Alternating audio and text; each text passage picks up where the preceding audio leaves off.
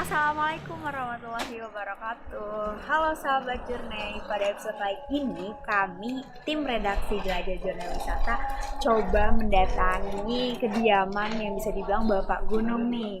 Beliau juga adalah seorang tokoh pendaki gunung terkenal dan beliau juga sebagai anggota Mapala UI pada tahun 86. Kebetulan kediaman beliau ini ada di Sukamaju Baru, Tapos, Depok, Jawa Barat. Nah, ini biasa dipanggil dengan Om Ripto Mulyono dan akrab dipanggil dengan Om Mul. Yuk sahabat Journey, kita langsung masuk nih kediaman beliau karena aku udah ada di depannya kediaman beliau nih. Nah, Om Mul ini bukanlah nama yang bisa dipandang sebelah mata nih. Di ranah pendakian gunung, beliau orang Indonesia pertama yang menginjakkan kaki di sebuah gunung di Argentina, yaitu Ancho Chagua yang tingginya 6.960 meter di atas permukaan laut. Ancho Chagua ini masuk bagian dari 7 gunung tertinggi di dunia yang dilabeli sebagai Seven Summit. Nah, pada tahun 1997, Om Mul juga ikut tergabung dalam tim ekspedisi Indonesia ke Gunung Everest yang tingginya 8.848 meter di atas permukaan laut. Wah, tinggi banget ya. Terus juga yang merupakan tujuan semua para pendaki gunung sejagat. Gunung yang berada di Nepal dan Tibet itu tercatat sebagai gunung yang tertinggi di dunia. Kalau karena itu sahabat Journey, mari kita gali nih lebih dalam sejarah Om Mul, kenapa sih bisa tertarik di dunia pendakian gunung ini, juga riwayat pendidikan beliau dan banyak hal lainnya termasuk protokol pendakian gunung masa pandemi COVID-19 ini ya. Tanpa panjang lagi, kita tanyakan langsung ya ke beliau. Jadi kelihatan. Assalamualaikum Om. Waalaikumsalam. Wah, lagi ngobrol-ngobrol nih Om. Iya benar. Boleh nggak Om aku? Silakan. Duduk dan berdiri. Om Mul. Ya. Nah, sebelumnya nih Om, aku udah baca nih tentang CV Om Rito. Keren-keren banget, pengalamannya juga banyak banget tentang naik gunung. Nah, karena pengalaman yang keren-keren banget nih Om, aku mau tanya dong, biografi Om Mul ini kayak gimana sih Om? Biografi. Nah, biografinya mau detail atau enggak nih? Detail boleh Om, biar Detail berarti dari lahir dong. Wah, kelamaan. Aman. Jadi gini, ketika ada nih flashback ya, ketika awal-awal SMA, aku seperti anak-anak zaman sekarang, jadi mencari jati diri ya. Mencari jati diri itu, jadi ya mungkin nggak bisa aku udah mencoba beberapa yang ada yang baik atau yang buruk. Terus ketika suatu saat aku diajak sepupu naik Gunung Merapi itu tahun 80-an. Nah, disitulah aku mulai tertarik dunia outdoor lah, dunia adventure. Tahun 80. Terus kemudian SMA akhirnya diajak juga oleh kakak. Jadi ada pendorong dari sisi keluarga itu kakak ngajak naik gunung itu kalau nggak salah tahun 82 awal. Itu baru pertama kali naik gunung yang panjang, tapi sebelumnya udah trekking cuma naik berapa jam terus turun. Nah, ini langsung nginep sampai 5 hari. Nah, naik gunung itu aku kayak agak kapok karena naik gunung bawa beban banyak, pulang 5 hari, naik gunung gede ke Gunung Gede, terus ke Gunung Badak, terus ke Pangrango. Bener-bener habis itu pulangnya lagi juga lewat Salabintana, tahu sendirilah kalau anak sekarang. Jadi jalur Salabintana itu jalur panjang tuh. Itu ketika itu agak down juga, setelah itu agak waduh capek banget. Tapi lama kelamaan akhirnya dinikmatin ya. Dinikmatin, terus aku ngajak temen-temen. Alhamdulillah adik-adik kelas sama itu juga seneng. Jadi ketika waktu SMA aja aku naik gunung tuh hampir ada tanggalan merah jalan. Jadi seluruh SMA aku udah ngitung naik gunung gede itu 52 kali. Sampai SMA. Aku adalah pencatat yang lumayan rekor lah. Karena aku selalu dokumentasikan naik 52 kali. Terus kemudian masuk UI. Nah, mulailah jadi. Nah, ketika itu emang aku pengen masuk UI karena pengen masuk apalah. Mungkin kuliah nomor 2 lah. Itu pertama. Nah, ketika itu melihat Norman, melihat Bang Herman, terus melihat ada senior-senior Wanadi, si Ugun atau yang lainnya, kayak tertarik gitu mengikuti jejak mereka. Nah, ketika SMA itu, ketika naik gunung terus bercengkrama dengan alam semesta, itu kayaknya aku dapat menikmatin ya, itulah kehidupan atau itu the real life itu menurut gua. Jadi ketika penceritaan diri itu aku benar-benar udah kesemsem dengan dunia outdoor, terutama naik gunung. Jadi ketika naik gunung itu masuk Mapala UI tahun 86 ya. Terus kemudian akhirnya cita-cita tercapai, naik gunung salju itu ke Pegunungan Jawijaya tahun 89 ya. Kita pertama kali tuh saya merealisasi mimpi tahun 89. Jadi bermain salju bukan nora-nora lah. Tapi ketika itu Pegunungan Jawijaya masih full snow. Maksudnya apa tuh? Full snow dalam arti ketika tahun 89 saya naik itu, jadi glacier-glaciernya belum susut. Oh, masih saljunya agak full. masih banyak. Masih banyak banget. Oh iya. Masih banget, dan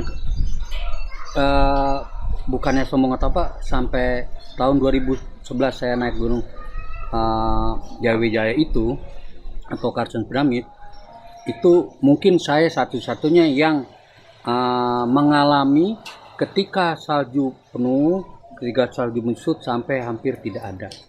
Aku ngalamin, alhamdulillah, mungkin aku satu-satunya. Jadi mungkin kalau orang waktu saya kan yang continue naik ke Pegunungan Jawijaya dari tahun 89 sampai 2017 hampir tidak ada jeda saya naik gunung itu, hampir tiap tahun.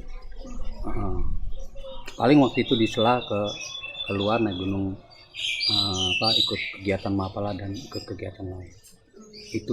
Jadi sebenarnya hobi menaik gunung dan cintai alam bebas adalah pencapaian diri waktu ketika masih muda, ketika umur belum 20-an. Jadi itu. Jadi sebenarnya tentang diri itu tiap orang kan beda-beda.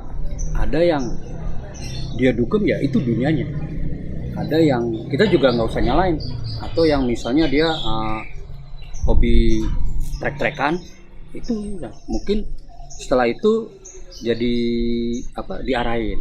Kalau yang suka dugem, misalnya mungkin kamu suka dugem, No. jadi bisa diarahin jadi DJ atau apa. Itu sih pilihan hidup aja. Iya. Pilihan hidup gue. Nah setelah itu gue jadi benar-benar dunia gue di bebas. Jadi sampai yang cari uang di situ. Gue jadi pemandu gunung itu. Dan ini ada tambahan boleh Mas? Apa tuh? Ya kan Mas Ibto kan masuk Mapala UI, pasti kan masuk di Universitas Indonesia. Nah itu fakultasnya apa Mas? Aku Fakultas Sastra. Sastra? Iya. Oke. Terus satu Jurusan lagi? Ilmu Sejarah. Oh, satu lagi Dan Mas? alhamdulillah walaupun 8 tahun lulus. Nggak jauh beda Mas sama saya. Iya. Saya 7 tahun. 7 tahun. Karena ya. cuti 2 tahun. Oke. Ini satu lagi Mas. Tadi kan Mas Mul kan ngomong dari glacier itu yang masih ada sampai yang nggak ada. Iya. Nah itu Mas Mul itu berapa kali sih naik karten itu? Aku pernah nyatet 32 kali. Waduh. Iya. Hebat banget. Keren banget. Waktu itu mungkin iya, jadi tahun 2000-an awal Mas. Tapi karena kalau sekarang itu udah ada yang sampai 100 yang kawan-kawan di Manado. Karena memang dia jadi guide. Oh, Ya dari kalau jadi guide iya. Waktu itu tahun 90-an sampai 2000-an awal kan nggak terlalu banyak. Itu. Oke, Mas. Mungkin Oke, Mas. saya pionir yang memandu gunung di Kartens, Oke, sip. kalau bisa dibilang. Oke. Oke, aku mau lanjut nih Om. Iya. Nah, selanjutnya boleh Om. Nah dari tadi tuh udah banyak banget pendakian gunung yang udah tinggi-tinggi, terus tadi ketutup salju. Nah pasti itu perlu banget kan ya Om ya, ilmu untuk pendakian gunung ini. Bisa dipaparin nggak sih Om, apa dari mana aja sih ilmu pendakian gunung ini? Oke, jadi ketika saya naik Jayawijaya atau naik ke Puncak Jaya dan Kartens itu, kita di Mampalan udah ada beberapa senior yang udah kesana. Mungkin yang pertama kita mencari tahu tentang cara mendaki gunung es sama mereka yang lebih senior itu pertama. Terus kedua mungkin dari buku-buku. Terus ketiga adalah menyiapkan fisik kita, itu yang penting. Jadi selain dari senior yang udah itu penting, jadi jangan sampai yang di atas kita yang udah pernah kita cari tahu dengan mereka. Mungkin kalau zaman sekarang lebih gampang, tinggal buka klik segala macam, kalau dulu belum ada. Iya, Gitu. benar. Tuh. Kalau untuk latihan fisiknya itu kira-kira butuh waktu berapa lama sebelum naik gunung, dan yang rekomendasi itu apa aja Om? Oke, ini mau yang gunung es apa gunung yang biasa? Gunung yang biasa dulu. Oke, gunung yang biasa itu sebenarnya jangan sampai yang sekarang dilakukan adalah misalnya dia ikut open trip, belum apa-apa udah langsung ketemu di mana tapi belum ada. Nah itu jangan sampai. Jadi minimal jangan merendahkan gunung. Misalnya mau naik gunung gede, ya kalau diri kita kayaknya belum siap atau apa, kita harus persiapkan latihannya. Mungkin latihannya bisa 2 bulan sebelumnya, ya nggak jauh-jauh, mungkin jogging, renang segala macam, ada beberapa, tapi terus continuous minimal 3 kali atau apa, sampai akhirnya metabolisme tubuh kita ikut berproses untuk menaikkan tenaga kita. Jadi sangat penting ya Mas Sangat Mul ya. penting. Jangan sampai habis begadang, ya gue naik gunung besok. Nah, jangan itu. Mungkin bisa tidak apa-apa, bisa ada apa-apa. Kalau dia sehat banget, misalnya dia memang udah bahan dasarnya bagus, seperti saya kan pernah naik gunung sama tentara Kopassus tahun 96. Mereka bahan dasarnya bagus. Mereka belum pernah naik gunung salju, tapi punya bahan dasar dalam arti dia terlatih, latihan segala macam fisik. Mereka tinggal memoles, kira dia bisa. Dan akhirnya salah satu dari mereka menjadi orang pertama Indonesia yang mencapai puncak Everest. Sahabat saya namanya Ratu Asmidiono. Itu. Mereka udah terlatih, tapi kalau kita tetap naik gunung gede, gunung Salak, atau kita siapkan fisik, minimal ada persiapan fisik tuh. Lagi zaman sekarang dimudahkan kan, ada open trip, tinggal telepon, bayar, jalan. Ikut jalan naik. Beres. Iya. Ini Om, pertanyaan ini kan kebanyakan yang tadi Omul bilang itu kan fisik ya kan. Iya. Tapi kan ada pendaki-pendaki itu yang banyak nyasar di gunung ya kan, terus hilang di gunung. Itu penyebabnya pertama tuh apa Om? Apa mereka kurang pendidikan atau mereka emang kurang, tadi Omul bilang jogging, terus apa karena selebor? Oke, yang pertama mungkin ya dia, yang kedua kali selebor. Oke, sebenarnya gunung kita gunung yang sebenarnya kalau kita ikuti aturan tidak bakalan nyasar. Karena treknya sudah kayak kita masuk trek gang segala macam kok sudah gede.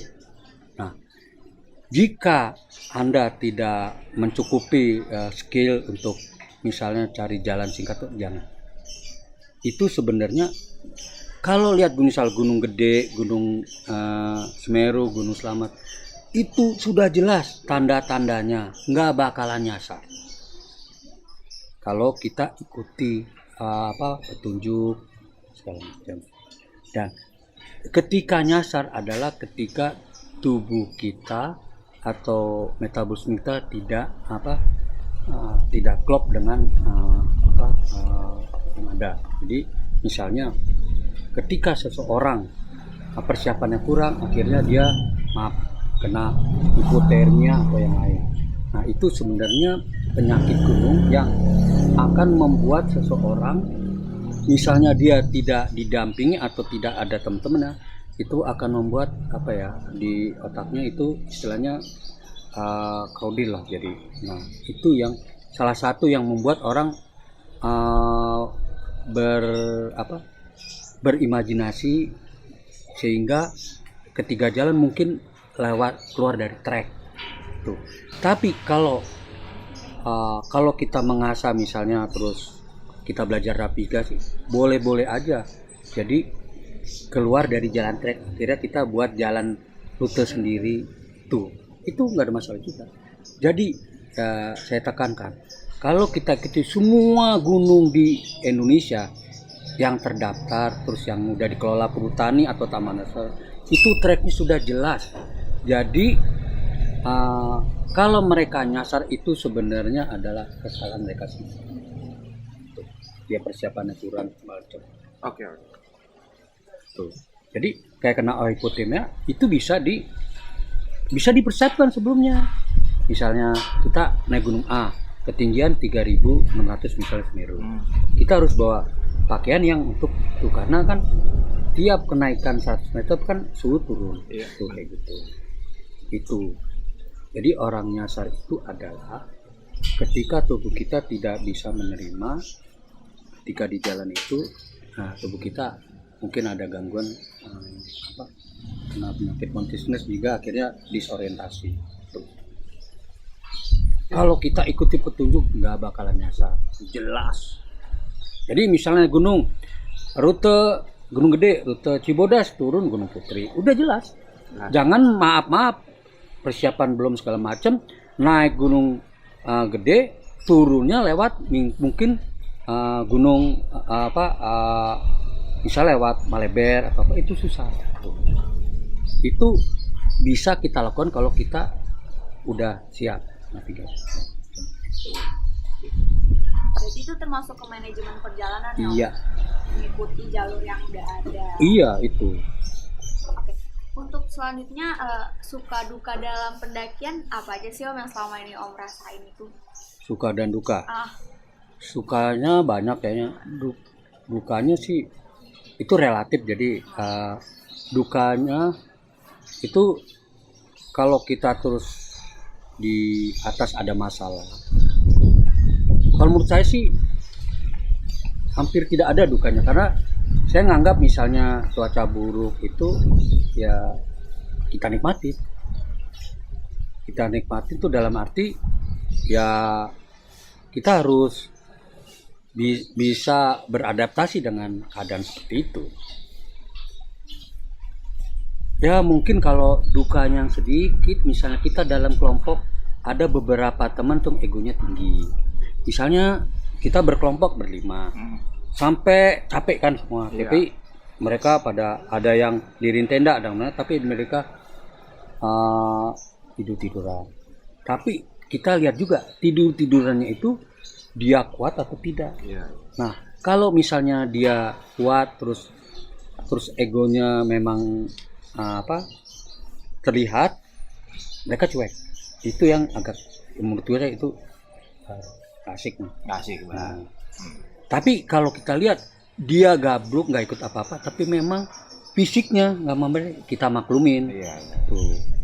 Jadi dukanya, maaf kalau naik gunung hampir nggak ada. Kalau di hampir dari 100 paling Bisa dihitung ya? di bawah 10% lah dukanya. Sukanya, Iya.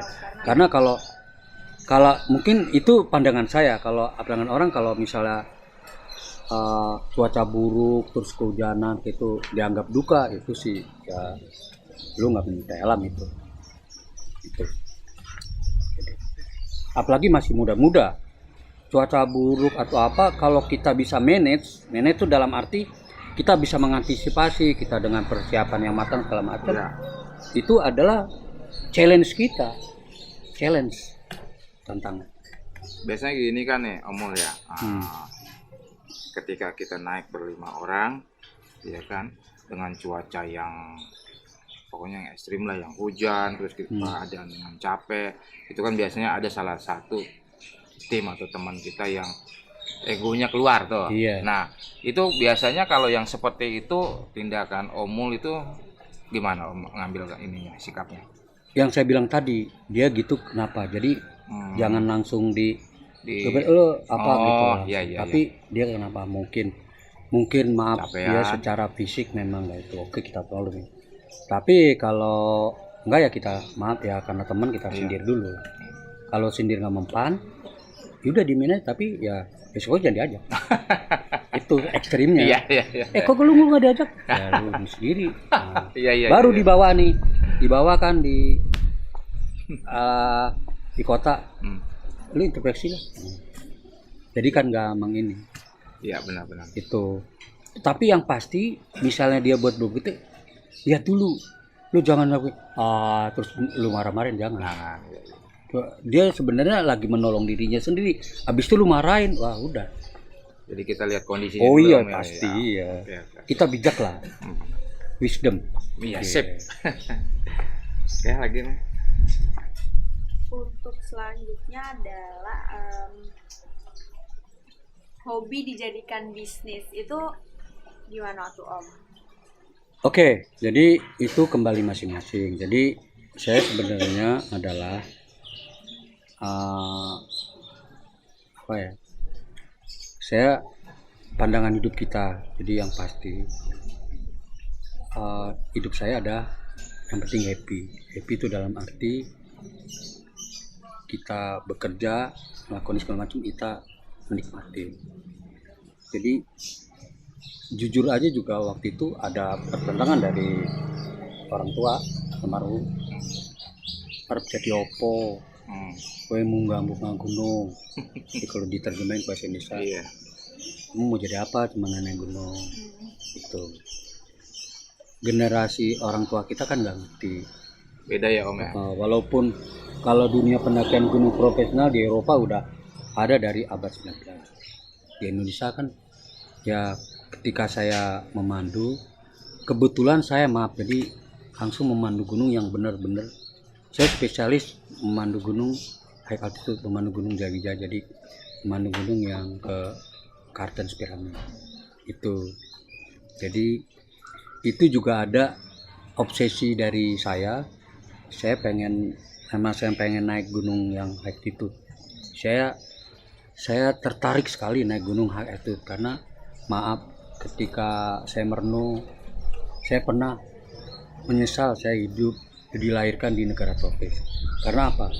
Saya pengen dilahirkan di yang 4 musim, ada snow dekat rumah sekolah. Tapi kan cuma angan-angan. Itu sampai saya seperti itu. Makanya terus saya benar-benar menikmati sebagai guide gunung ke Jawijaya. Mungkin kalau boleh sombong sedikit, mungkin saya ada pionir yang memandu gunung Jawijaya. Karena saya ketika tahun 90 udah lebih dari 20 kali memandu dalam arti memanage perjalanan segala macam. Ketika zaman saya itu agak susah. Jadi dan saya benar-benar itu saya memandu gunung follow the rule. Jadi saya benar-benar naik gunung dari yang sebenarnya bisa jalan dekat, tapi saya ngambil yang tidak melanggar tidak tidak melanggar. Jaya itu kan dekat namanya Freeport, Ya. perusahaan tambang.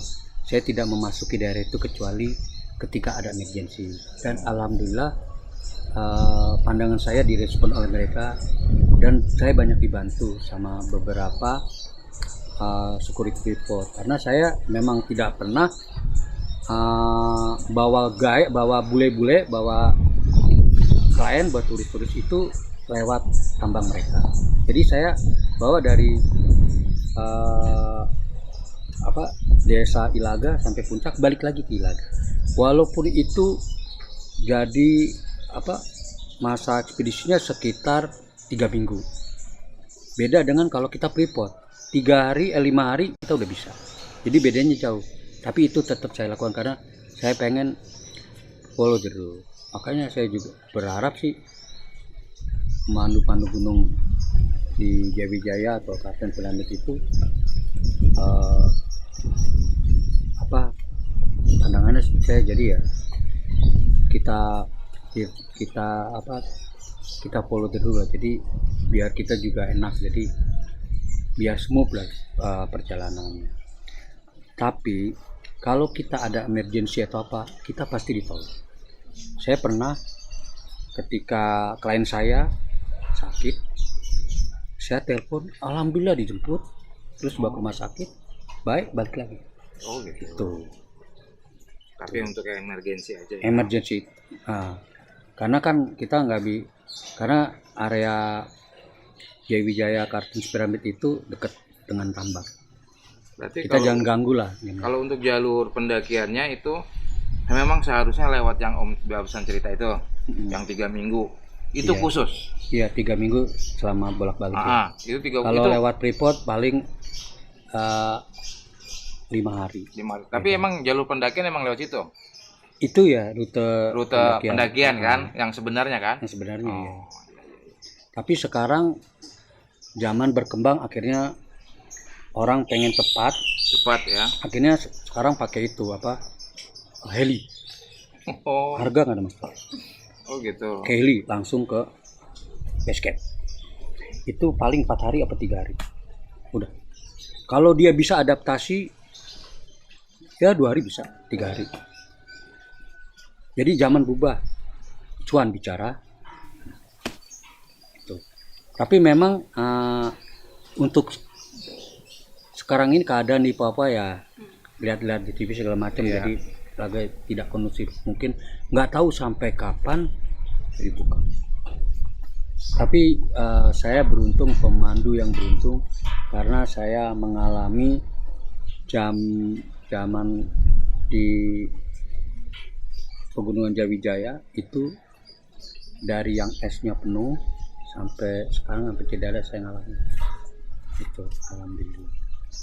Sampai benar-benar sekarang misalnya ada nama daerah namanya Dayak Pass. Itu jalan mau ke namanya Zebra Wall.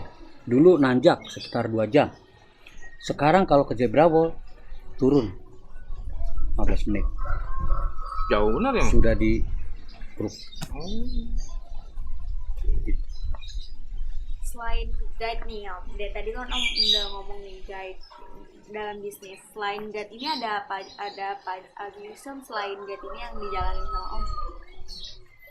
Ada nggak? Oh ada, jadi ya, tapi masih berhubungan dengan dunia luar. Jadi misalnya pelatihan-pelatihan yang memakai sebagai tempat latihan ada dunia luar. Itu. Jadi sebagai instruktur gitu Om. Iya sebagai. Itu Pelatihan. biasanya apa Om, dari pecinta alam lain atau instansi atau apa Om? Instansi biasanya. Oh instansi. Iya, kalau sama pecinta alam biasanya CSR kita lah, kita bagi-bagi sama adik-adik sama. Oke. Gitu. Itu udah lama Om? Ya mungkin saya kebetulan dari sebelum kuliah saya udah berkiprah di situ, tapi saya sebagai pekerja gitu. Namanya waktu itu adalah awal tahun 90-an tuh saya masih mahasiswa, saya magang di TrackMate Outdoor Adventure. Itu salah satu prepoder yang cukup tua, tapi sekarang udah nggak ada. Itu yang pertama kali mencetuskan pemanduan profesional ke Pegunungan Jayawijaya. Memang. Ini boleh Om nanya dulu ya, untuk masalah Om, kan saya pernah baca di biografinya atau pengalaman Om Mul ini yang pernah mengantarkan Kopassus ke Everest, iya kan? Bukan mengantarkan, Apa? saya bergabung. Bergabung, oke, Iya, kalau mengantarkan. bergabung. Kalau mengantarkan, saya nganter waktu itu ada namanya Yunkota Bay, Popol, nah itu. Oh, jadi gini, bergabung, Iya. oke, bergabung. Itu pertama, apakah itu dari Mapala UI atau ada pencinta alam lain, Om? Itu jadi yang dari Kopassus itu adalah jadi kumpulan dari beberapa pecinta alam seperti Mapala UI, Wanadri, FPTI ikut gabung. Gabung. Karena waktu itu Pak Prabowo Pak Subianto iya. pengen semua putra-putri Indonesia ikut dalam event itu. Event bisa mencapai puncak Everest biar tidak kedaluan dengan Malaysia. Gitu. Itu masih kuliah atau udah lulus? Udah lulus. Udah lulus? Udah lulus. Kan tahun 96. Saya lulus 92. Oh, 4 tahun deh ya. Iya. Tolong bisa diceritain dong tuh, Om. Gimana suka duka pendakian itu? Apa Om sampai ngomong-ngomong sampai puncak juga nggak? Enggak. Gimana ceritanya, Om? Nggak Oke. usah lebar-lebar ya, Ya. sedikit aja lah. Jadi itu sebenarnya event yang fenomenal Nah, yang nggak mungkin nggak ada lagi ya. Jadi itu menyatukan putra putri seluruh Indonesia secara organisasi terus di bawah komando Kopassus itu. Waktu itu bukan tanpa sebab, jadi itu seleksinya berat. Jadi gitu. kita seleksinya langsung di on the spot di gunung yang akan kita daki. Jadi kita langsung seleksinya di pegunungan Himalaya, di salah satu gunung. Jadi berapa kali seleksi, pokoknya dua puncak gunung yang tinggi 6.000-an itu Paldor sama Injase, kita diseleksi dari 38 akhirnya yang kepilih 16. Jadi ada 22 eliminasi. oh, Jadi kayak acara di TV yang iya. apalah. Istilahnya Yang kalau Academy itu atau apa. gugur ya. Iya, kayak gitu.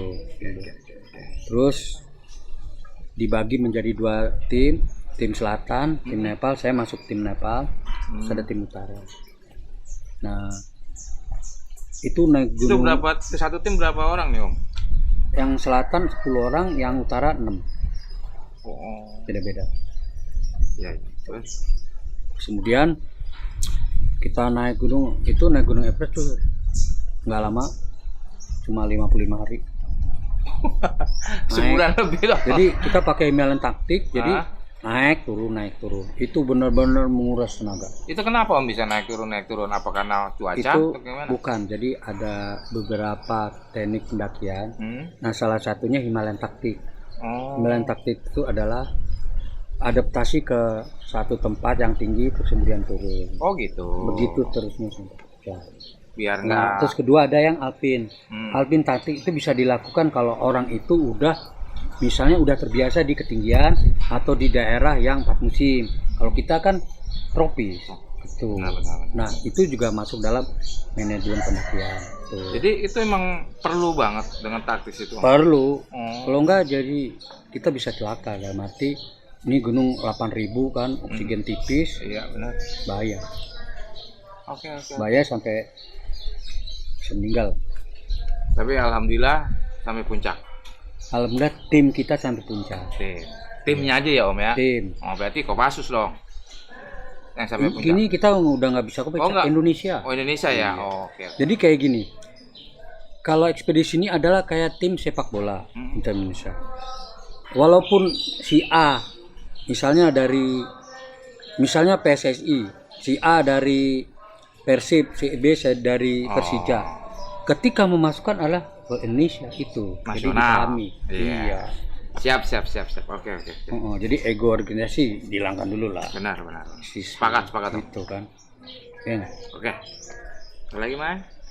Nah, sekarang ini kan yang seperti kita tahu nih Om, ada di kondisi COVID-19. Makanya kita wawancara ini ngobrol-ngobrol santai ini berjarak, social distancing. Iya. Nah, dalam kondisi ini ada tips dan saran selama pendakian apa aja sih Om? Kayak misalnya khususnya ada apakah aturan terbaru atau protokolnya seperti apa Om? Ada, jadi aturan terbaru yang pendakian, kebetulan saya jadi tim perumusnya di Kemenparekraf itu sama beberapa teman di APGI dan FMI. Jadi ada protokol namanya CHSE. Jadi itu aturan yang mendaki gunung itu disebutkan menaik gunung diperbolehkan dengan syarat-syarat tertentu. Misalnya kalau PPKM level sekian berapa persen, PPKM sekian berapa persen, terus. Nah itu juga diimplikasikan ke kegiatannya. Misalnya yang dulu tendanya 4 orang itu langsung 4, sekarang nggak boleh. Misalnya kalau PPKM-nya berapa bisa 2 orang, seperti itu. Terus kemudian ketika berkerumun tetap pakai masker, itu aturannya. Tapi ketika jalan dan berjarak janganlah. Itu saya sih kalau misalnya make terus napas nggak apa-apa ya nggak apa-apa, tapi kalau misalnya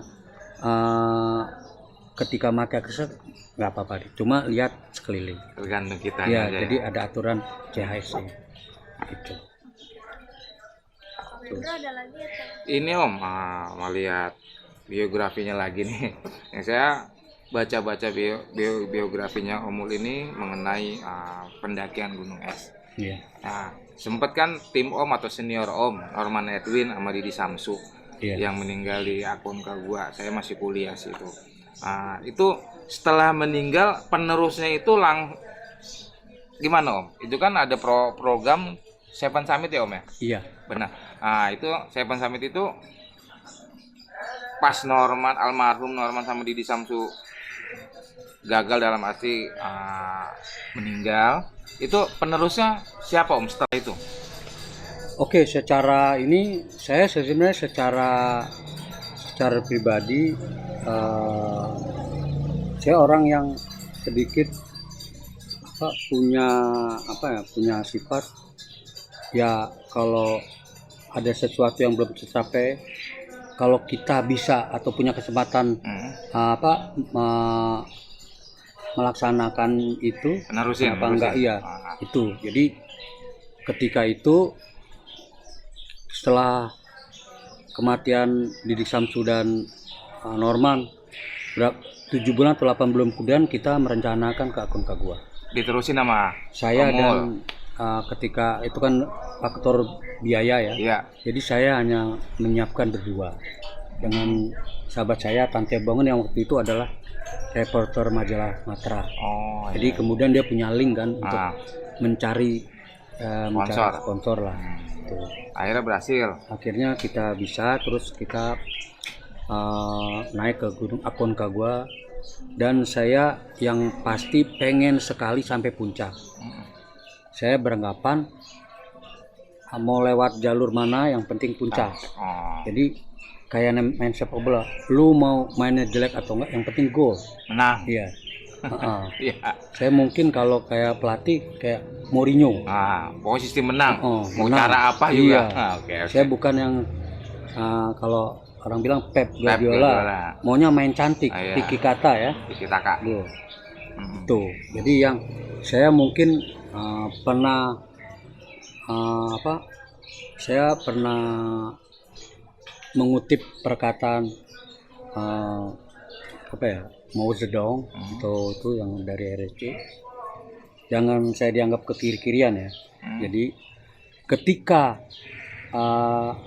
seekor kucing menangkap tikus, jangan dilihat kucingnya gimana. Mau kucingnya hitam, putih atau abu-abu, yang penting dia bisa menangkap itu. Jadi saya beranggapan waktu itu saya memilih rute yang paling mudah. Oh. Rute yang dari Plaza de Mulas itu mudah. Mudah, tapi kan ini gunung hampir 7.000. Iya, benar. Tuh, saya mengukur diri sendiri. Yang penting sampai, alhamdulillah sampai. Saya rombongan dari beberapa malam saya sampai yang pertama. Jadi saya benar-benar di atas sunyi sendiri. Sendiri. Ya. Nah, terus teman-teman? Teman saya kemudian sejam atau setengah jam kemudian. Oh. Tapi saya menikmati kesendirian waktu itu di atas puncak. Aconcagua. Walaupun saya Muslim, Allahu Akbar, Iya. tetap saya memegang ikon puncak Aconcagua, salib. Oh, emang ada di situ. Iya. Itu. Ya. Jadi ya salib itu adalah titik tertinggi. Oh. Iya. Maaf aja. Jadi kalau dalam dunia pendakian, kalau kita naik Everest ada tripod, Iya. harus pegang. Kalau ke Gunung D ada triangle, kita pegang itu. Udah sampai Itulah puncak. puncak tertinggi. Bukti ya. Oh. Bukti autentik. Nah, saya pegang. Maka lihat di foto saya belakangnya puncak salib. Jadi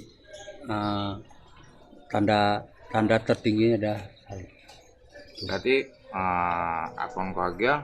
Aconcagua udah selesai. Udah selesai. Selesai. Alhamdulillah saya lega sekali sampai maaf di atas ketika sendiri saya menangis karena saya juga dekat dengan senior saya itu, dua pendaki, Norman Edwin dan Didi Samsu, kenal secara secara Dekat lah ya. Itu seniornya Om Mul. ya, senior saya di Mapala, senior juga di Fakultas Sastra dia. Oh. Jadi sering kita ketemu. Terus ini Om, setelah Aconcagua apakah sudah Seven Summit sudah selesai atau belum Om? Kalau bicara itu mungkin setelah era saya, mungkin yang motor-motor di Mapalau itu waktu itu udah ada inian masing-masing, jadi terlupakan. Jadi paling ketika tahun 2000 sekian itu naik Vincent, tapi secara pribadi, tapi dia atasnamakan Mapalaui. Itu junior saya Dedi Satria sampai puncak Vincent. Jadi sekarang sebenarnya dari Mapalaui tinggal satu. Satu apa dong? Everest. Everest yang belum? Iya. Everest malah belum? Malah belum. Lah.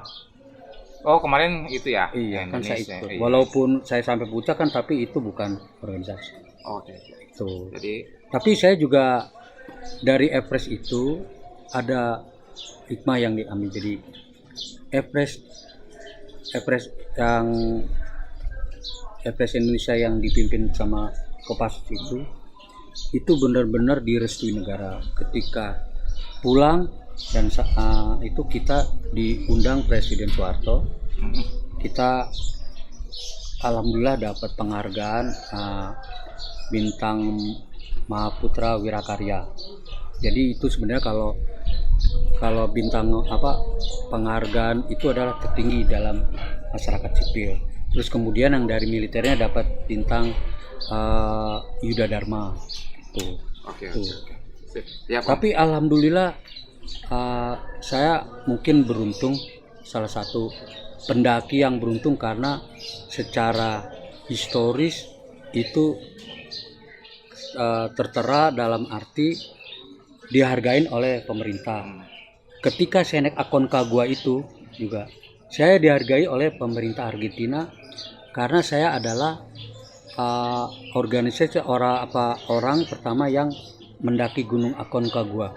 Jadi dalam pandangan waktu itu presidennya Carlos Menem, itu dalam pandangan pemerintah Argentina, dunia pendakian ini, gunung ini adalah bisa menjadi pintu gerbang hubungan baik Indonesia Argentina. Akhirnya saya mendapat bintang The Order de Mayo El Merito en el Grondo Cruz. Jadi bahasa Argentina, bahasa Spanyol itu. Jadi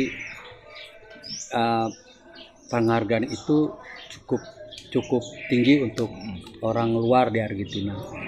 Itu alhamdulillah. Saya waktu itu dapat berenam dari tim saya 2 orang, saya dan Tanco, terus ada 4 tim putri. Itu saya cukup bangga dan happy lah. Gitu. Oke, benar. Ya mungkin Maya ada lagi terakhir? Udah masuk pertanyaan terakhir. Oke, silakan. Harapan Om Mul ini untuk jurnal jelajah wisata itu kedepannya seperti apa Om? Untuk jurnal wisata, Ah, mungkin jurnal Journey jelajah wisata. Journey jelajah wisata. Jadi ada 2 ya, ada yang bahasa Inggris dan Indonesia. Oke.